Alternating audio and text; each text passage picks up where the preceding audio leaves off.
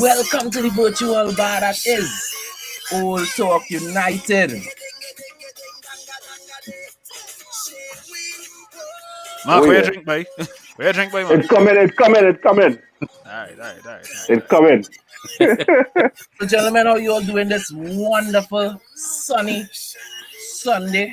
Sunny here in Trinidad, sunny over there in Miami, Real sunny all son. over. Real son for sure.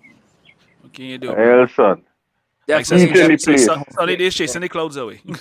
Like Sesame Yeah, I'm Street Yeah. says. homesick today, so can't wait to be back home. But you know what? This is the closest that I get for now. So At least you've Yeah, got a man. pool behind you, sir. You I will telling be me? right in it as soon as we finish the show today. So I would be doing this show in the pool. I thought about that. He was afraid to get his phone wet. He was afraid to get his phone Yeah, wet. iPhones Boy. and water don't necessarily mix. So Yeah, they don't mix. They don't mix. yeah, let's not put It's him in any iPhone, expense. not eye water. Well, it would make your eye water if it fall in the water. That's all I can You say. telling me? it turns into an Right. icon. Drinks no arrive. There we go. Yeah. We in the game here. Good afternoon to Martin Phillip in the comments. So, gentlemen, so much has happened, but let's start talking about the Premier League. The Premier League, as we know, has taken a break in honor of to show respect for the Her Queen, Majesty the Queen. passing of the Queen, and there's a lot of speculation as to what is going to happen with football. Well, when we're going to get football again, simply because the funeral is next week Monday, and Yeah. obviously there's going to be a heightened police presence and all kinds of stuff. So people are wondering, how is that going to be affecting the games? But before we talk about the weekend, let's talk about the midweek games. From all reports, all of the Champions League and Europa League games that English clubs are involved in are going to be going forward. So Manchester United has confirmed, Manchester City has confirmed that their games are going to be played. So we're going to get some football in the middle of the week for sure. That is a guarantee, right? We get in football in the middle of the week. The Premier League most likely is going to put out a statement Yeah. on Monday or Tuesday. The Premier League gotta fight it until after that final. Correct. I don't see that already.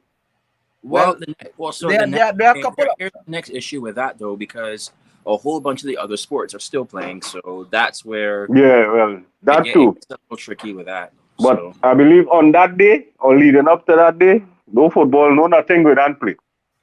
there are a couple options out there. One is that they have the games and just have like a minute of silence. The second option is that they have all the games outside of London because the Queen's body is going to be in London. So that is where it's going to have the most drama taking place on Monday. And obviously, you'll have to prep. You're not prepping for Monday on Monday. So the games, I think Chelsea supposed to be playing at home, Fulham, a couple of games. They're supposed to have about 4 games in London on the weekend, on Sunday. And they may scrap those games. So all the other games may go on, or they may flip the table. What do I mean by flip the table? So the teams that were the away games that were supposed to be away, they would flip it and now make them the home games. Yeah. Right? So that is an option. Because the reality that we face is this is a World Cup year and the schedule is already tight. All of these games that have been missed so far, this entire weekend of games, they're not playing before the World Cup. correct. Any games missed are playing after the World Cup, right? That is because the season is already compact. There's no room in the fixture list before the World Cup. So any game that is missed now is going on the other side. To miss 2 full weeks of games, I think the Premier League is going to think that is going to be a little too much.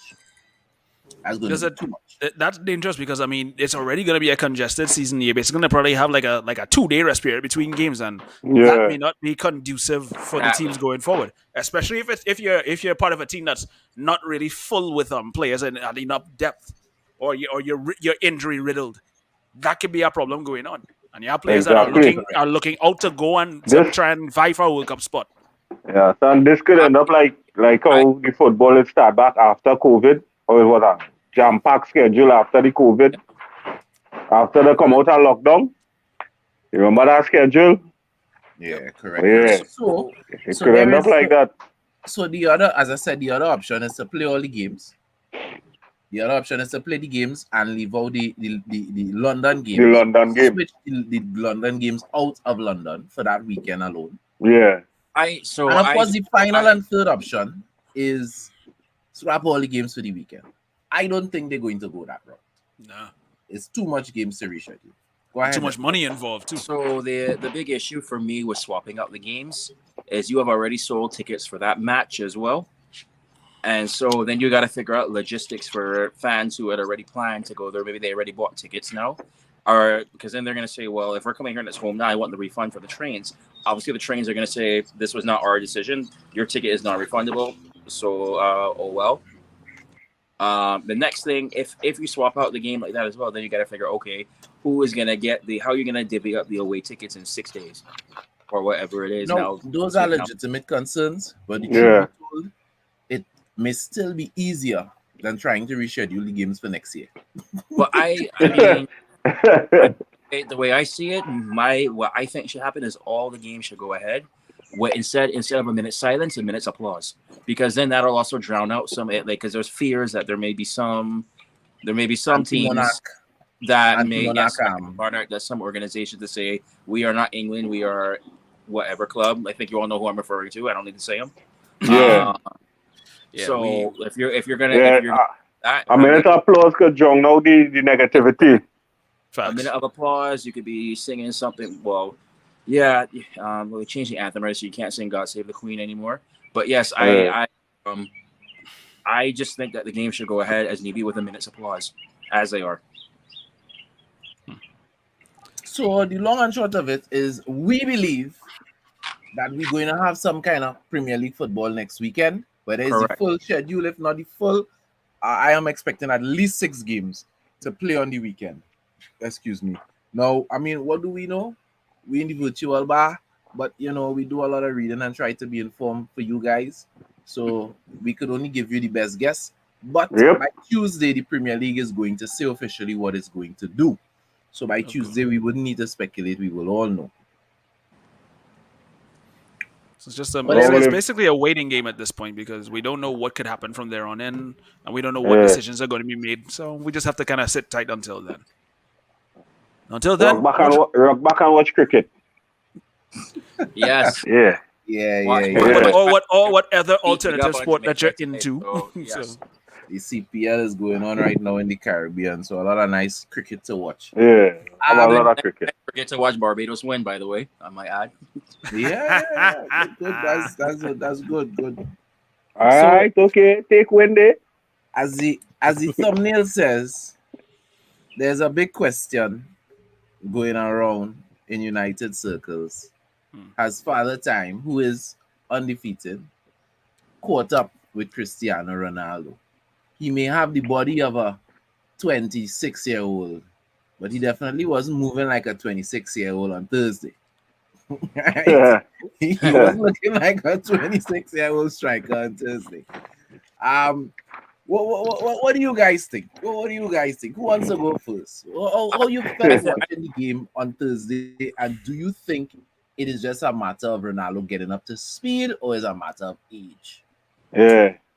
Well, I believe it's just a matter of him getting up to speed. Because I remember you saying, Chad, you wouldn't bet against Ronaldo. You wouldn't bet against him. And I believe once he get one, or he get up to speed, because remember he had a kind of no preseason. You understand, due to personal family issues, or whatever it may be. So he ain't up to speed yet. I believe once he get going up to speed and he score one, plenty will come after. But right now he fighting it.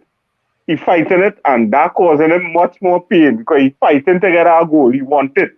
But you need to just relax and it'll come. Get up to speed and it'll come. So he can be all right, man. Like Cristiano, he has been there before, and he knows to get out of them kind of situations. But that's the problem, eh? Maybe he's been there a little too many times. Devin? Yeah. Yeah, Dev, you go ahead. I want to say my answer for last. So he's gonna have to realize that number one, he is not going to play every game, and you're gonna have to swallow that pill. Number two, yes, you have lost a step. You have lost a step or two in your speed, so you're not Yeah. going to be able to play like that anymore. Now, the players who get up there who play in age, you adapt your game other ways now. So maybe now it's like you're not going to be able to be beat on the counter attack, but you can redefine yourself in other ways too. Because how many, like for example, you like Zlatan Ibrahimovic is a perfect example of that. But if as long as you're willing to do that, I am not ready to give up on him just yet after one game. It's also like Mark said, he did not have a proper preseason.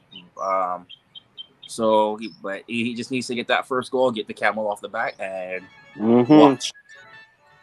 But Yeah.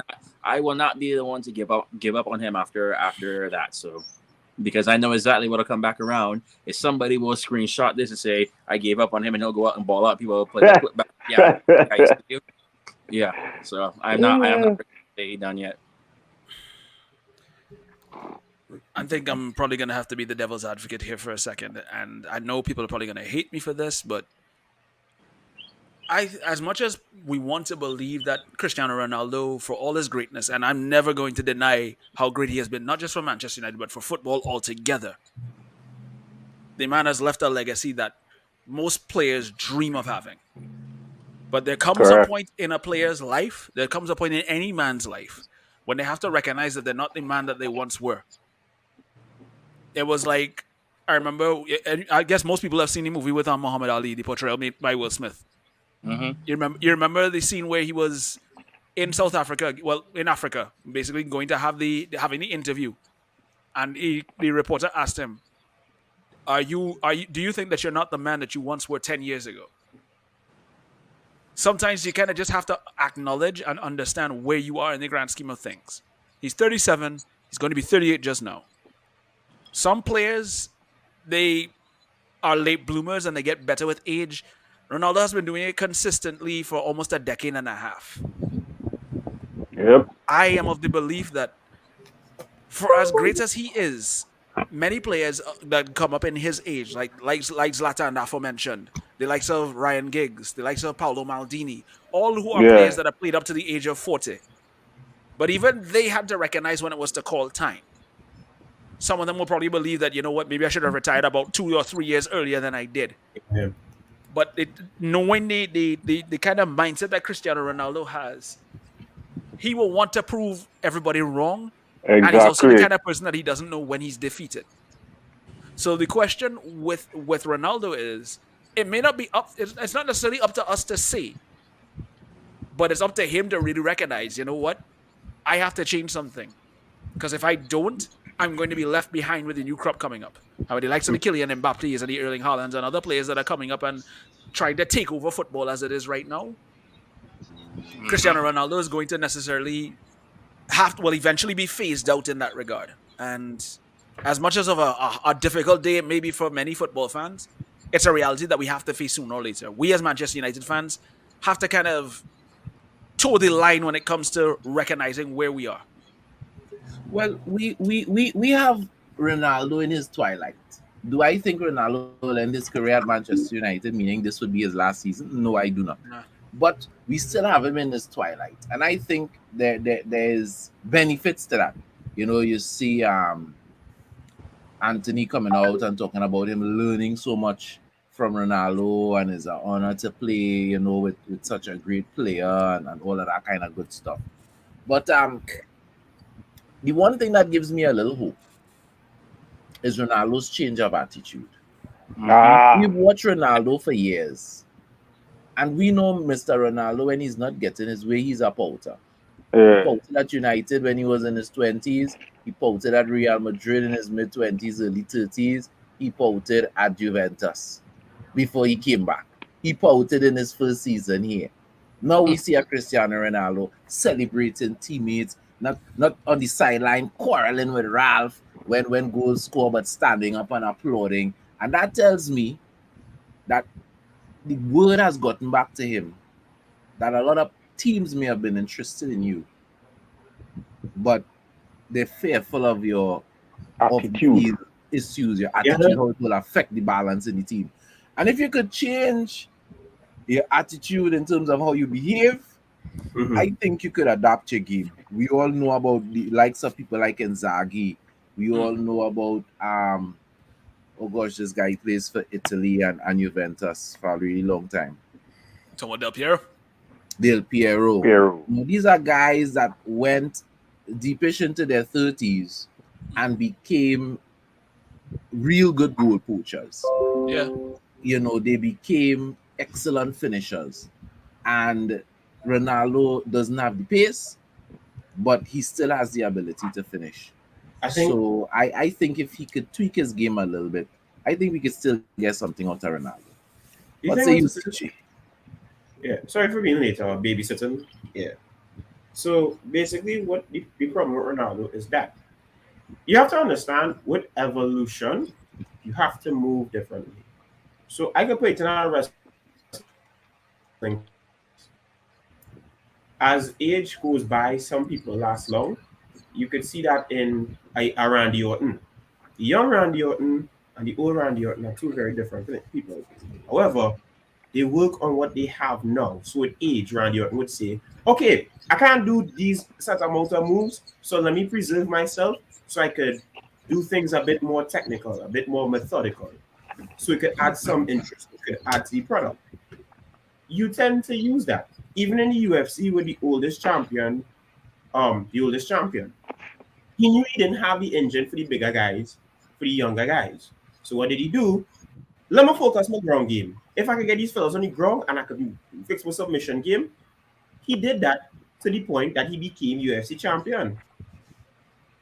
And you have to understand, with age, you have to find certain ways to maneuver through everything. So for Ronaldo would want to be Real Madrid Ronaldo, the first Manchester United term Ronaldo, but he has to see that he cannot do that. You can't. And I don't think if he admits that he cannot do that, it's a knock on him. Bro, we know how it goes. We know how aging works. For me, the even more impressive thing is when you build a different game as you get older, it just shows to me that you're very versatile. Me personally, I find that versatile. Like LeBron James. LeBron James is getting older. He can't do the same thing LeBron James and Miami Heat and LeBron James and the Cavaliers used to do. So what does LeBron James do? Focuses his game differently. So for me, Sorry, my bad. Just to kind of bring it, I'm piggybacking off of CJ's point as well too, and I want to kind of bring it home as well too. A player that was able to kind of adapt his game as a United player, mind you, was Wayne Rooney. Correct. When you think, Yep. I mean, Courtney has it as on point as well too. Ryan Giggs was also another player that adapted his game when you think about it, because Ryan Giggs started off as a winger. He also played as a second striker. As he got down in age, he moved into the central part of the midfield. Yeah. Wayne Rooney also did the same, because when Wayne Rooney started, he was directly an out-and-out striker. As he developed his game at Manchester United, he was able to play on the wing at times. He played as a 10. He played as a 8. I mean, we've even seen games where Wayne Rooney has gone back and made goal-saving tackles, almost playing like a 6 in some regards. So it just goes to show that the best players are intelligent enough and quick enough to understand that I can't play at 33, 34, 35 the way I used to play at 21, 22, 23. So you understand that there's certain aspects of your game that you won't lose, but there's certain aspects, because of age, because of time, they're going to gradually fade. Because as much as you would say Giggs was probably one of the quickest wingers in football in the Premier League at one point, he realized, okay, I'm 36, 37. He had the longevity, but he recognized, you know what? Let me think and work on my passing game. Let me be able to link players. Let me look at ideas where I can still be contributive, but at the same time, not try to rely on things that I no longer have in my locker. Cristiano Ronaldo is at a crossroad in that sense, having to understand that I need to change my game. I don't have the pace to blow past players like I used to. The Real Sociedad game was a clear example of that. So for him to really thrive in this team now, he has to focus on the one aspect of his game that can still be there in a sense. The goal awareness and the ability to be in the box and pop up and score. Don't try to blow past everybody. Don't try to do all the fancy step overs like you used to when you're No, 19 and it 20. have people to do that. Yeah. Let Yeah. people service you, but understand that, Focus on your tapping. yeah, Yeah, if they want sorry to call about you a that, tapping guys. merchant, Yeah. Unfortunately, phones and the heat don't exactly get along. So it's So water and heat do get along water with and heat. iPhone. Yeah. and But Dre, you that is why I yes, love my Samsung, because my You telling Samsung me makes me happy. That is all. water and heat. But yeah, going back to the point that I was trying to finish up here. Cristiano Ronaldo will always be a great player in everybody's eyes, but the greatest of players will always know how to adjust their game to suit. They won't always have the main role in a team like they would have before, but they still find a way to contribute something meaningful to the team. And Cristiano Ronaldo is in a situation where he has to find a way to carve out his space in the team, as limited as it may be at this point. Correct. When you But get there, you always have goals in the locker. He just had to be a poacher now. He had to be a true, Ian Rush. Mm-hmm. true, Also, true. too, you have to. Yeah. We had to look at as well. Ronaldo has to compare his late stages to many players' late stages and be very grateful. Not grateful because he kind of did help himself by taking care of himself. He has to look at it and see that if he keeps going where he's going, he kind of wasting his talents. I know an example. I think if I could talk to Ronaldo, I could show him where, hey, you have to be grateful you have all this movement still there because he's a great team. Remember Michael Owen when he started to get injuries? Yep. He lost his explosiveness. He lost everything that made him Michael Owen. But I think what Michael Owen problem wasn't injury. It comes as what Gregory says. Michael Owen didn't know how to really adjust his game. Because if you used to watch how Michael Owen used to play, he really felt as if he just needs to push himself through it all and all. Like if you watch the games, even in the Manchester game where he scored the goal, what helped Michael Owen wasn't the pace he got back all of a sudden. It was his positioning. He found Mm-hmm. the position, he got the chance, and he took it. His finishing wasn't gone, but he just didn't know how to cope. And you have to ask yourself, if you're Ronaldo or a friend of Ronaldo, I don't want my brethren go like that. Because me personally, Ronaldo has some sort of finishing. He has a little bit of explosiveness that it's not like it was, but there's some explosiveness out there. You have to tell Ronaldo, if I was Ronaldo, a friend, I'd tell him, here now, bro. I love you, you know. But King, I really don't want to see you fool yourself into thinking that you're the same player. No one is the same. No one. Hey, come now, the man win a ballon d'or. Don't do that now. Oh gosh, oh gosh. Oh gosh. He had a tricky game to in and around the box. Exactly. And He I had to think if play in and around the 18. and the thing Play is, as I and like he's to call it. He had to play on the shoulder. exactly. But And the but the crazy Yeah. thing so is, the problem with that though is with the way Ten Hag sides are set up now. That's also yeah, got to involve a lot of running and a lot of pressing. And if he plays that way, we're already playing a man down. Because Well, we saw clearly that they played. Everybody was wondering why is Fred playing in the 10, right? Fred is not known for his intricate ball distribution, right? And piercing players. But if you look at the game, Fred was playing in the 10 to do Ronaldo's pressing. Yep. exactly. That is the Yep. reason Fred was there. Fred wasn't there Yep. to link play. Fred wasn't there to be the main creator. He was there Yeah. to do Ronaldo's pressing. So Yeah. that is already an acknowledgement by Ten Hag that here what's going on. You can do all the defensive work I need you to do. So I'm Let going me to put my send next Fred. man to do it. So, and the flip side of that is, if you can't do all the defensive work that is required, you better be able to do all the offensive work Correct. that Exactly. is required. Else Save your energy for the offense. what sense it is having you on the team? Because we don't have a man here playing out of position to press for you. Yeah, because when you look at it from that perspective, we're already pretty much playing a man down. You already have Fred who's That out of position in is that that. regard. So what are we supposed to do? And I think that Europa League game was a clear idea of Ten Hag being able to helping people to understand like I feel Robert want to hat. I feel like wait, no, they try to send you a hint. So yeah, At him. so Chad, what basically what I'm trying to say is this: that Europa League game was basically an example for everybody to see, for Ten Hag to show everyone, to show the Glazers in itself that clearly my second 11 isn't up to scratch. Clearly, I want to piggyback on what you're going to say there. So let's do this, and then I want you to finish that point. Support the United Hour. Click that like button and subscribe. Go ahead. yes. So this was Erik Ten Hag's sole intention to see the idea of how strong the depth in that second 11 that he wanted to put, that he put out there, and show that there's a lack of creativity and a lack of quality in some regards. So given players like the likes of Harry Maguire and Victor Lindelof and Cristiano Ronaldo and Casemiro, all these guys, some of these guys needed playing time, and you could clearly tell that they weren't up to speed like the rest of the team that's around them. Because you see, Lisandro Martinez had to come in and help galvanize the defense because they were looking shaky at times. It goes to show that there's some quality and there's some much needed quality in this team as regards to squad depth. Because look at City's bench. When you look at some of the players that come in, you could swap out Bernardo Silva for Ilkay Gundogan. You can swap out Riyad Mahrez for Raheem Sterling's not there anymore, but they have players that could play those positions. That Jack Grealish or Phil Foden could play either on the wide positions or in the central. You could swap the whole 11.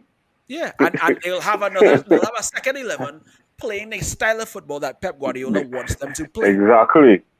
So in itself, it shows us that Ten Hag needs the time to be able to build the team that he's trying to build, but it also shows that he has a certain group of individuals that he's going to have to trust going forward. Because what we saw Thursday isn't it. You know what I wanted to piggyback on that point with just now, guys, is this. I remember the first game of the season.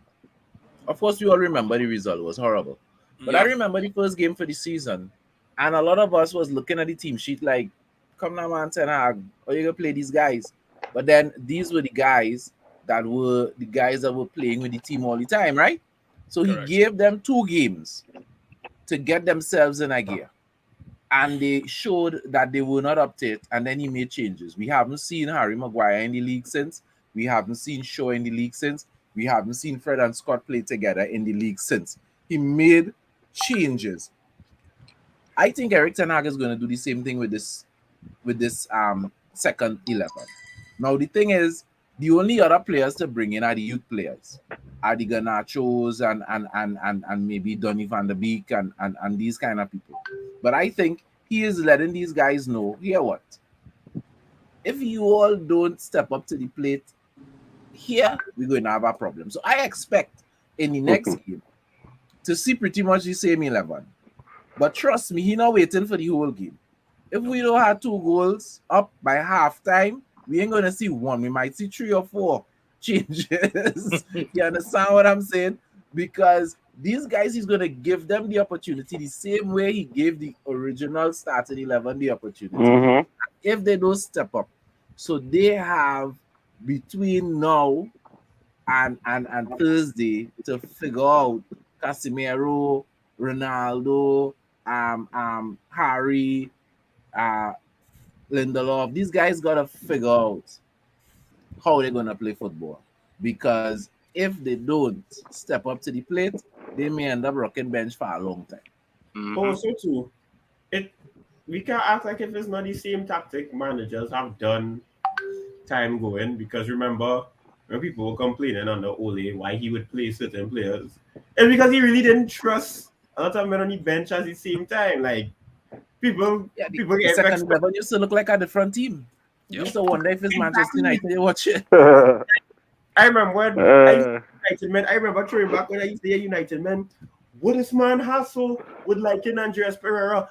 Dog, he doesn't trust anybody else and will not trust anybody else. Hence why Pereira is starting. What do you think? Pereira good?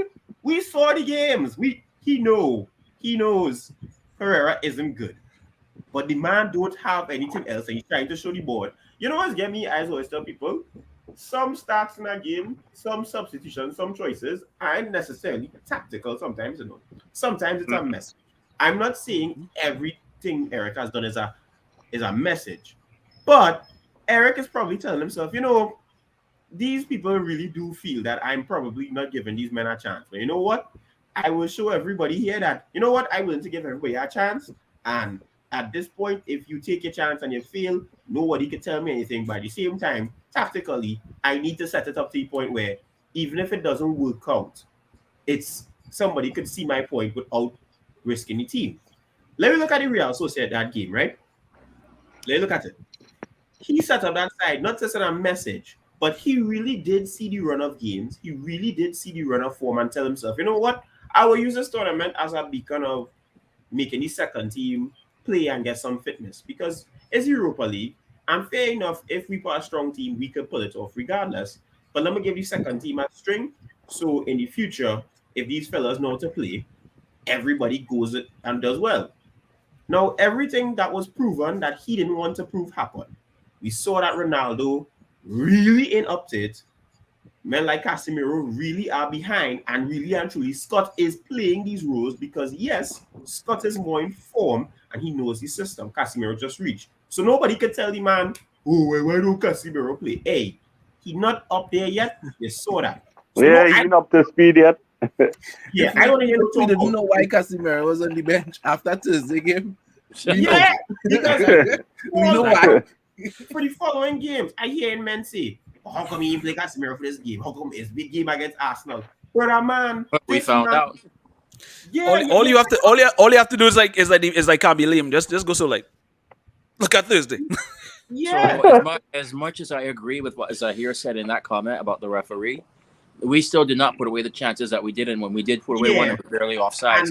Correct. And I will take that L because if we're being very honest, we can't blame Ronaldo because although I love Ilanga as a youth as hardworking, he was beating the defender, but his final choice wasn't there. The final decision wasn't there. Something I think Ten Hag has to kind of coach out of him because at the end of the day, he he's still relatively young. Yeah, and I often see that every time he makes a choice, he tends to look nervous because I feel with the FA Cup games and certainly last season, he's kind of overthinking, well, where should I go? What should I do? And you love to see him off the ball because he fights back for the ball. But in terms of attacking, he's a bit shy of it. And you can't say... He looks a bit raw still. Yeah, like he raw on the attack. Who just, give me the ball. I'm running down the road. I'm doing stuff. And he run down the road. You know exactly. When you reach. It'd be like what it's like a plan and progress. By the way, CJ, I want to touch on what you said as regards the whole thing where you said how certain players wonder why Ollie picked certain players. Now, I think, Chad, if everybody knows that there was this talk about Marcel going out and saying that he exposed that certain managers asked him to play through injury, be it either Solskjaer or Jose Mourinho. Well, it was an in-depth interview, and he spoke about every manager that he played underneath. Mm-hmm. Yeah, but the thing is like a lot of people tend to try and see if they can like focus on the fact that Solskjaer might have played him during his injury. But when you look at that from a holistic perspective, he's not Ole Gunnar Solskjaer is not the only manager that's ever asked a player to play through an injury. Some great players have had to play through painstaking injuries and they've managed to go on through it. I mean, I remember years ago there was an interview with Diego Maradona where when he was still at Napoli, he had a fractured ankle and he played an entire season with that fractured ankle. And he was shooting up painkillers to just to persevere. Yeah. So if in essence, when you look at what takes place, shipping up something else too to help with that, but I mean, yeah. What kind of painkillers? Please be advised that the views expressed on the United. He was shooting up. He was on the Pablo Escobar Panadol regimen. Exactly. Let's leave it at that. Let's leave it at that.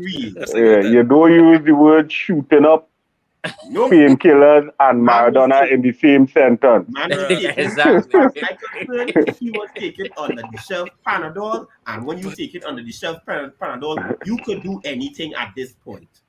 Correct. Okay, but getting back You on want, you track. want to lose weight? There you go. You want to stay up all night? Whoop. There you go. You Who? want to never get tired? There you go. If you want to fight Mike Tyson, take that. Getting back on track. Getting back on track. If In the bar, them things that happen in the bar. I know, right? I had a guy Gary Phil just so. But the fact remains is that it's all down. These are all conscientious decisions. I'm sure both player and manager have to make themselves, because I don't think, as much as managers may be stern with certain decisions, they're not taskmasters where they'll be like, you're going to pick, you're still gonna play, and whip you something on me and tell you to run out there. It's like no. I think there's humane regiments involved as regards like knowing that a player can't play a certain way. So I come across something like that locally here. yeah, But I wouldn't call names. Why you always, hey dog? Why you always trying things from hand, dog? Let's see. Come on. Hey. Mark, you want Tory to deal with, eh? Mark, you want Tory to deal with. That is all I had to say. Mark, you want Tory to deal with. We have gone to two different institutions. Politics to sport. He does not care, dog. Yeah, that, but names is a tombstone, so. I could never finish my point on the street, and my God. Finish your point, brother. You finish your point. Hey. Just don't bring up nothing I could make reference to, and you will finish your point. I will try to avoid anything that stirs up any controversy. Mark is the fellas here cannot owe money to. He will, if TV6 are your camera, he will say, so have this money and put up a sign. And put Mark is at that point. I can't make that. I can't make that. Hey, this is this. Finish your point, brother. You finish your point. Yeah. So like I said, both manager and player have to take accountability as regards the decisions that are made in situations like that. So for any looking like somebody's trying to out the next person, it's kind of basically a telling situation on your decision making as a football player yourself, because you're trying to out a manager and say he made me play through this, play through that. But I don't think any manager will tell you to go out there and break your leg as long as we win the game. They'll have to understand that it's a long season. They'll have to also understand that they will need you for certain games. So they have to recognize. Hey, look, Zahir need to behave. Jake. So yeah, so I think as much as it might be an insight into what may have gone on in the dressing room under certain management runs, it also is an insight into the process of how you went about dealing with the situation, because you have to take stock in yourself and recognize that you knew that this is what you were playing with. And you took the chance and decided, all right, I declare myself it, I go in and play. I want to say two things concerning Martial interview, and then I want to hear from Mark and I want to hear from Kevin on their perception of Martial's interview. You could choose any aspect of it you want. We're not limiting it. The first thing I want to say is, if a manager comes and tells you, I know you're injured, you're slightly injured, but we need you. You still have the option to say no, right? As a player, you could still say, no, I can't play. You could still say, no, I'm in too much pain. Right? Now, one could say, well, that will affect your standing in the team, and there's some people, because they're afraid of being put down the pecking order. At the time, there was nobody to replace Martial in the pecking order. Who was at the team that we had there who was lining up? What was the line of strikers we had during all his time in his first year, right? In the second season when he came in, that you could say, well, yeah, we didn't need Martial. Come on, right? You wasn't going to lose your place. So, yes, the manager asked you to play. You know you was injured. You played. If you know to yourself that that your explosiveness was going to be affected by an injury, you should have said, Gaffer, I hear you, but I think taking an extra 2 weeks ultimately will be better for the team. And it'll be better for my career. You could make that choice. No manager can force a player to play if the player say injured. That is one. The second thing is when I go through the phases of Martial's interview, that tells me what we have all come to know, that Martial is mentally weak. You talk about how Van Hal put his arm around you and show you footage and used to spend one-on-one time with you in the video room. And we all know what Martial did under Van Hal when he came to the club, right? Correct. How he was, an explosive young talent and he got business done first game against Liverpool. We all know. Then you talk about losing your number to Zlatan under Jose and how that affected you. And you feel and this and that. You know why it affects you? Because psychologically, yeah, I understand that you dig a horrors. This is why I always say I love players like Rooney, this boy from Argentina, Tevez, Right. and players like Rooney. These are guys who, when they get pissed, whether they pissed at the manager, whether they pissed at fans, whether they pissed at whatever, when they run out, they put that aggression on the pitch. They use that to fuel them on the pitch. They don't get pissed and start behaving, stretching the lip, and they walking depressed and this and that. No. And then when you talk about under Ole playing with injuries and this and that, I get the impression, which we have all come to recognize, that Martial is just mentally weak. He needs that extra arm around his shoulder to pick his game up. Now, maybe I am not. Players are different. Nothing is wrong if Martial is a little more on the sensitive side, right? No, nothing wrong with that. My thing is, I see that in his interview. People may say he threw Ole under the bus. To me, he threw himself under the bus. Mm-hmm. We didn't know for a fact. We always used to talk about it, like in code. Like well, when he lost his number 9, you could have see when we always say things like when he have competition, his form drops. But now in his interview, he is saying it. All the things we've said about Martial for years, he has now backed it up. So everybody focusing on Ole tell him to play in Judd. And his Ole. No. That is not what I take away from the interview. My takeaway from the interview is that all of the things that we have said, this player lacks the extra effort, the extra oomph to go out there and do it. Here's that interview proves that to me. I don't take away nothing about Ole. My takeaway is that clearly Martial is a real talent, but he needs extra cuddling to get the best out of him. So with this thing right now, I think he just set like an unnecessary target on him now by rival fans, because all that's going to happen now is they're going to use this against him. They're going to put chance against him the second he does something wrong. And with this being said, now when he comes back and he's back in the United States and he's fit and whatever, he better be scoring in every single game if you're going to put out an interview like that. Because now, guess what? Like I said, you have a target on your back now. This interview, like I don't know what PR team he had, like that recommended him to do this interview or say those things, but that was probably one of the worst things that he could do right now. So I agree 100% with what Chad said right now, where it's like he just proved exactly what we all said. We thought he was mentally weak. Now it's out there in the open, and I can tell you, if I'm a rival team, I am going to exploit that like crazy. I'm going to do everything in the power to make him feel that way. And again, like he is not the first player to have to play injured. Sometimes you have to do that for the sake of the team. Sometimes like you have to dig a little bit deeper than what you're used to doing for the sake of the team. And it just seems like the second there's a little adversity, he runs instead of facing it head on. And that to me is probably the biggest issue that I have with him.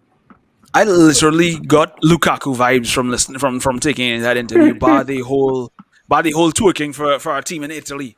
For me, because in my mind it's like you're telling people that you had an issue with everything that was going on there, so you don't try to acknowledge that you had to make a conscientious decision to say, all right, you know what, the manager asked me to play injured, fine, I'll try and grin and bear it. Yeah. You're basically trying to throw he everything in one direction, and you're not taking any kind of accountability in that regard. He just put a target on himself. Exactly.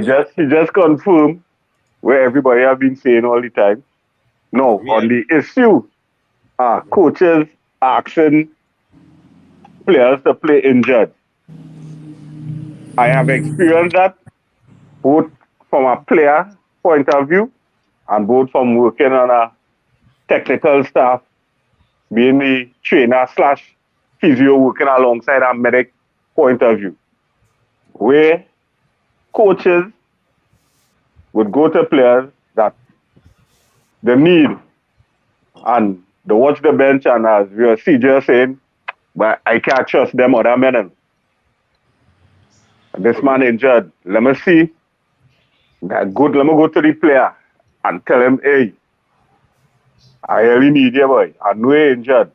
But you could fight through that pain, boy. A small thing, boy, and start a ball, boy. In my time, we used to play through them thing, and get into a player mind. So much that the player came to me and say, hey, trainer, the coach want me playing, man. I don't feel I'm ready yet. And I will say, well, why you don't tell him? He say, yeah, I telling him, man, but he telling me, if I don't play, I might end up in the stands.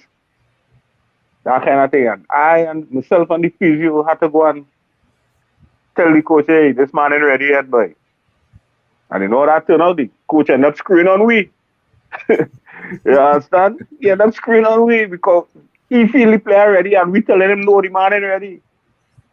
And the one time he override us, you know what happened? That man didn't play for the rest of the season. So I understand what Marshall said, but it just show you weakness too. Because a coach can tell me, oh, what? If I know I'm not ready, I'm not ready. So, you can tell me, check me up in the stands thing. Later on in the year, you still need me. There's certain things that need to stay within the walls of the training ground or within the dressing room. That's one of those things. Yeah, exactly. All this did was just create unnecessary drama now for the club for Martial. For me, because again, like, what does any of that stuff have to do with Ten Hag managing now? And you know, it's the interesting thing. You could have simply.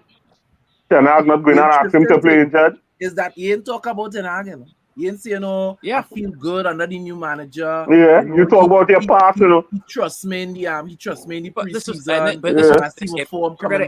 He ain't ended on a positive note. If you're gonna do this interview at all, which I still was not a fan of, you better score 30 goals in the season first before you come back and say this interview after that. Say what happened in the past. Why didn't you score like that in the past? Then you could have something to fall back upon. My now you just have an unnecessary target on your back. No, so that's the problem I've been. Because I want to ask a question after you're done here. Yeah. Because that's my thing, right? I personally, it does put a target on his back. I don't know why he did the interview. For me, I find the interview was kind of random because, like, but wait, who out here asking Anthony Martial thing? Why is Anthony Martial answering questions after we've done say, hey, how about we don't do interviews? I was just on my Twitter like, wait. No, I had like a Dave Chappelle view, like where's why Ja Rule? Why people ask him Ja Rule about what's going on? But for me, that's the problem. You see when they injured, they have too much time on their hands. Yeah, but one thing I will say, my personal thing is, if you can play through an injury that it is fine, that they find that is not minor, cool. It's all right. The only time I kind of don't agree with it was when in the incident of, I think I reminded of Marcus Rashford, because when Marcus Rashford was pushed, I really find Marcus Rashford, it was like, he was doing too much. Because I told myself, bro, you could see the man was broken. I give Marcus Rashford warrior spirit, but no, we're kind of left with a Rashford who's catching himself and is very much deflated to an extent. I mean, the last season, you could kind of argue, after going through what he went through, you're not going to expect him to do that. But for me with Martial, although I sympathize with him and I hold the statement that, yes, you shouldn't push. Martial, you yourself, you have to tell people what it is, because in the context, you were not going to get replaced. Who was going to replace Martial? Be honest, dog. You wasn't going to get replaced. You wasn't going on. Look at the time when those things were going on. Because I mean, Lukaku had just left the club. Greenwood was now finding his place within the team. Correct. Outside of that, there was no other And out and out striker within the and on team top up of it- until probably when Igalo came in January. And on top You of know- it, what makes me more annoying, you lime with Phil Jones' dog. You really think you, who were vital compared to Phil Jones, who's a professional Uno player at this point, was not going to replace him? Hey, Phil Jones vital, eh? All right. You No, vital but- practice for the medics. Exactly. So the question Phil I want to Jones ask though. vital. So the question I want to ask though, like CJ touched on it, Ten Hag already said that he doesn't want any more leaks from within the dressing room. Martial comes and does something like this, even though it's not necessarily a knock on Ten Hag in any stretch of the imagination. If you were Eric Ten Hag's shoes, what would you do? I was calling Marshall and telling Killer, bro, I- I have to agree with me. Did you think what you did made any sense? I will be calling right in. I'd be called into the office say, it's not a league under my regime, but in what way do you think this benefits you or the club? Yep. Brother, man. It would be one of those where you did not break a rule under me. You technically didn't break a rule. Eh? I wasn't doing none of that, all that talking. Brother, man, just expect you pay short mountain. That is all. Simple. You know, I would say Jan, this. yeah, go Just ahead. You go expect you pay short mountain. One, Nah, one Because of we the talk about things, this already. Brother, that is worker. That is One- worker. one of the things that we have to keep in mind is that Martial doesn't really do interviews. And Exactly. he doesn't really talk to the press. Maybe he is just trying to what's the word I want? To just he's just trying to reposition his career. And he's trying to change the image around himself. Well, he Right. verified the image around himself by that. But because he's so not accustomed speaking to the public, you know, you're not accustomed doing something, so you don't know how you're going to come across. And instead Oh, of like coming he's above. across like painting himself in a good light, like, you know, yeah, I had bad performances, but it's because I was playing injured. That is what he wanted to say. But he also like had to he- acknowledge within the same interview that he wasn't consistent enough. But what ended up coming across is that, you know, I'm a bit of a softie and I'm really not that consistent. That is what came across in the interview. So where he might have been trying to help himself, he didn't help himself. And Yeah. Help you yourself know- by shooting yourself in the foot. and the truth be told, if I was the manager, I would say, you know, you're really not accustomed doing interviews. You're a player. I don't really hear or see much about you directly in the press. Let me keep it that way now. Yeah, That is why, that was good that is before. why I would have find him. Let me keep it. Let me keep it. Because you're not accustomed doing them things. Who advised you to do that? You pay short mountain. No, Telling you, you pay short. you're moving like a certain man in Tobago, eh? Like all I would say is when you come out and you do an interview like that, all right, fine, we will give you your chance to get fully fit. But when you come out fully fit, you better be scoring in your first game. Yeah, I need to see something. Yeah, I need to see something. You had a handless stories. Yes, you better now it's out here in the open like this. You better back this up when you come back on the pitch. It's as simple as that. So, guys, we had one earlier in the week. We haven't touched on this at all in any of our programming. And normally it is because, well, we don't necessarily broadcast every day, you know, but also is because, you know, we try to focus on more important and pertinent issues on the United Hour. We don't just run on all the bacchanal. But I think this is the perfect show to bring it up. And that is the whole stuff about brought up by Eric Bailly, that Manchester United is too Biased to English players. English centric in terms of being biased in English players. What do you all think of that? Anybody wants to weigh in on that? I don't think that he was talking Manchester as I think that he was just referring directly to Harry Maguire playing in games over him. But that's just how I take it right there. And in a way, yes, he does have a point. With Exactly. With that being said, This man was almost as injury prone as Phil Jones. So like you could come in, you could trust him for about a game or two, but he'd get hurt and miss a whole bunch of games again. So that was also going against him. It's just you know what baffles me about when players come out and say things like this, they forget they still have to come back to. There's a potential they could have to come back to this club, because I think he still got. I think he's alone with an obligation to back. Well, no, but that's only if Marseille qualifies for Champions League. So there is still the possibility you will have to come back to this club, and because I work in a very small community, and there's one thing that we always say within it: never burn bridges within your community because you never know. Yep. Just buy a boat. And he didn't just burn that bridge. Like he blew that up with hardly like a very slim chance of reconciliation. I hope you have a boat to come back across.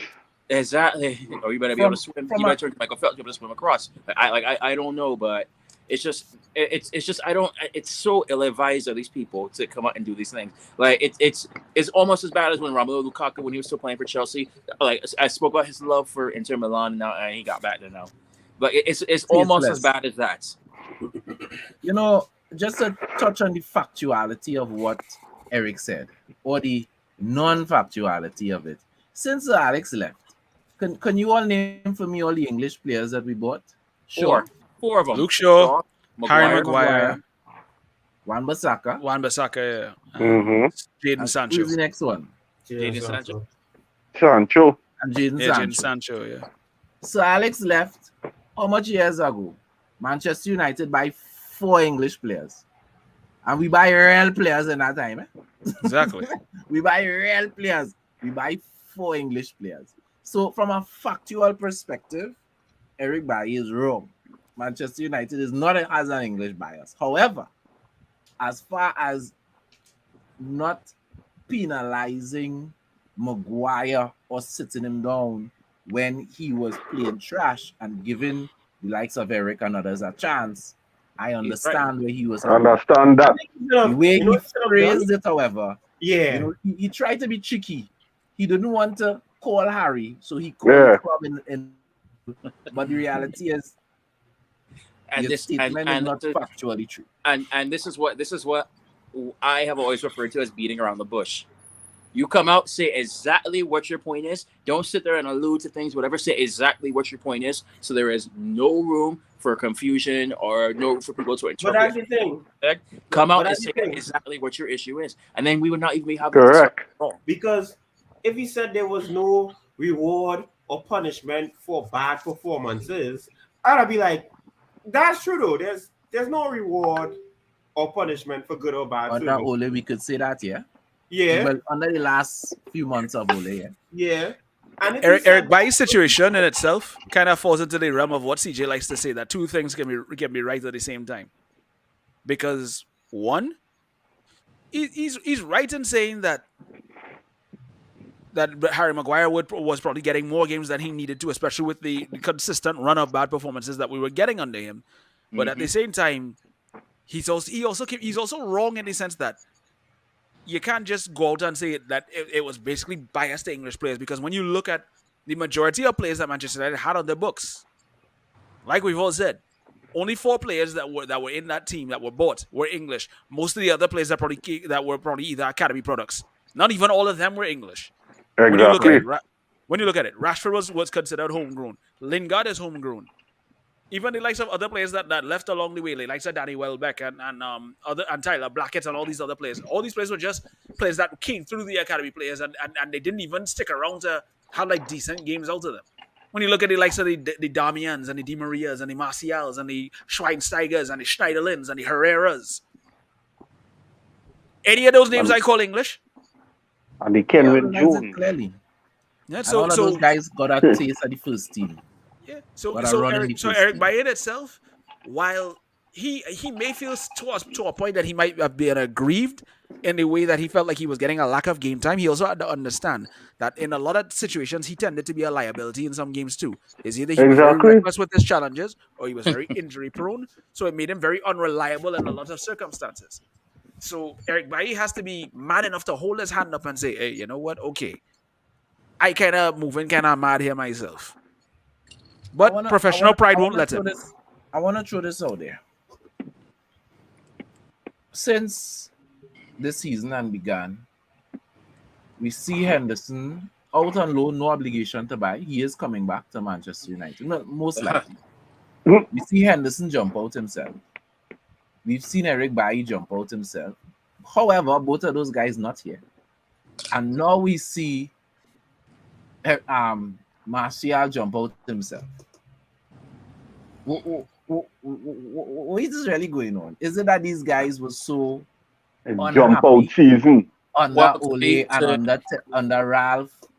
Or, is it that this is not normal? Normally, you might get this from one player, but 3 players.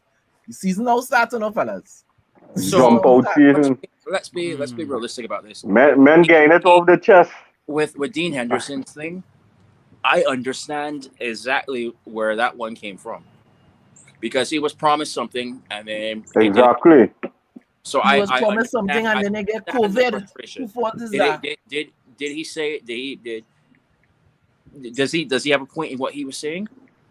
Yes, he feels upset because he was promised something and it didn't happen. But again, I still think it was ill-advised to come out and throw your parent club under the bus when there's still a chance that you could come back to it. But then you go to the next one, Eric Bailly, same situation. But in his situation, at least Henderson was actually to the point and said exactly what his issue was. He didn't beat around the bush. So at least I have to respect that he did that. The Eric Bailly, no, beating around the bush, not a fan of that at all. When it comes to Martial, it just says to me you're a very weak-minded person, and unless you come back and start scoring goals like crazy, you're not going to change my opinion on it, and that's as far as it goes. But something. Well, I mean, you forgot one other person in there. Paul Pogba made a whole documentary about it. Wow. Sorry, Paul is so out of sight, out of mind. So out of sight, out of mind. It kind of like I feel like it started with him, because he made that whole documentary thing. The whole thing was just for him to try and. But I forget he cleaning him wrong and whatnot, and now he's on the sideline. Well, let me look at it like this. The fact that people forget about him, they'll be out again. Yeah. All right. But for who though? But for who? If you really want to go even further back, I think was somebody. You pay Paul like you paid the a man short because it backfire. Exactly. No, but my thing with it is, right, in this whole Paul Pogba Bacchanal situation, I'm not wishing ill on Paul. I've never made no joke on Paul at it, because I tell myself, he don't play for United again. All the best. Adebayo has talked about how families do it. But you can't help but say that, bro, you talk in the whole documentary when you said that you weren't the problem. You go to Juventus. This leaks. Man, here's the problem. And then the investigation comes out that this was happening in Manchester. You can't tell me that the drama was not affecting the game. Because clearly the investigation is showing that, you've been going through this since you were in Manchester. So at this point, I kind of feel a sense of, maybe it didn't work out for Paul because shit just wasn't adding up in Paul's life overall. The stars wasn't aligning. Exactly. Yeah. And the sad part is, Paul left, and guess what? I'm not hearing nobody say they're missing him. I'm not hearing no the stars still not aligning for him. My boy took his drama and was like, you have a man in Ericsson who has Paul's passing range and Paul's vision, but none of his physical attributes. Right? He doesn't have Paul pace, he don't have Paul height, he don't have Paul physicality, and nobody missing Paul Pogba. Plain and simple. Nobody missing Paul Pogba. The only person missing Paul Pogba is Graham Souness. Graham Souness is the only person missing Paul Pogba. Only one. Yeah, well, he seems to be channeling it towards Lisandro Martinez now, so I don't know. Yeah. Them fellas are not the same. But for me, just going back on Paul Pogba and a second Christian Eriksen, it's just amazing how with Christian Eriksen we don't need to assign Prime Kante and Prime Makaleli to unlock his ability. No. Ability is ability. And here's another thing I noticed. Here's another thing I noticed. Christian Eriksen did in one game versus Liverpool what Paul Pogba couldn't do in 6 seasons. Correct. Because if you notice Paul Pogba's record versus Liverpool, yellow card in one game, concedes a penalty, 0 goals, 0 assists for the last few games. The last 2 games, gets a red card and gets hauled off 10 minutes because of an injury. The only thing that probably was injured to me was his pride. Yep. If he had that. And on top of it too, if you're watching, I always tell people, a person who's always in drama is consistently in drama. You don't have that much haters, dog. Like, it's not, you don't have that much haters. At some point, you have to look at yourself and your system. I'm not blaming this on Paul Pogba. I won't blame this on Paul Pogba. But to find out that this has been happening in Manchester, Paul Pogba documentary does not say anything of it. I do expect it to. And then you come in to say, oh, well, people don't know football and people are just being too hard on you. Bro, it just confirmed that everybody's new. You probably it wasn't focusing on football and you probably had something behind the scenes. And if that is the case, I apologize that your family put in a space that you couldn't perform. But don't come and you and God bless his soul, respectfully dead Mino Raiola, come and spin it as United doesn't care or have your best interest. Bro, you had Bacchanal. And I don't want to say it, but you don't think Mino knew nothing about it or he kept this from Mino? He didn't. So at this point, everybody's looking at this now. Everybody who took the side of Paul Pogba, everybody have this with egg on their face. Because, like, bro, the man wasn't performing because, of course, he couldn't perform. He had Bacchanal outside. Moving along. And now we're left as fans now, Manchester United fans, with, oh yeah, it made no sense to overreact to the Paul Pogba situation because there was something else happening that we knew. And don't care. Don't care.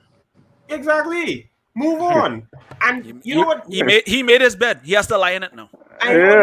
Well, here and so I personally I think we spent too much time even already on this show just talking about him. He's Juventus' problem now. He's not our problem anymore. Facts. Correct. Big facts. And that's the thing. That's why I always tell people, and this is the last thing I'm going to say about it. This is why I cannot be Player FC. Because in this whole situation, we get the full picture, and now everybody who was sharing all them thing about United will miss Paul Pogba. Paul Pogba wasn't the problem. I don't know, dog. You kind of look stupid. That aged well, didn't it? Gentlemen, it's around that time when they're ready to throw us out to the bar. See, because we talk about Paul, we getting kicked out of the bar. Exactly. Everywhere, bro. Peoples, like, subscribe if you're taking us in on YouTube. Spread the word about Old Talk United and United Award, the channel as a whole. We've got the EPL Rewind later, 6 p.m. Even though it had no games, it's still a thing to talk about the Premier League. And we're going to be doing that later. And remember, don't call names. And don't forget as well, 10,000 subscribers by the end of the season, you get my signed Cristiano shirt. Exactly. And remember, don't call names. Names is for tombstone. We got people in South Africa watching this, so you guys, please watch the videos, like, subscribe, comment on the videos for your chance to win that autographed Cristiano Ronaldo jersey. Hey, I don't bother with that. That jersey don't have the owner already. Mr. Lewis. Yes, sir. The rest of your Sunday people, Red Devils don't die. We multiply. Well, let's subscribe. Hey, if you appreciate what we're doing here at the United Hour, please like, please subscribe, and let's grow this community.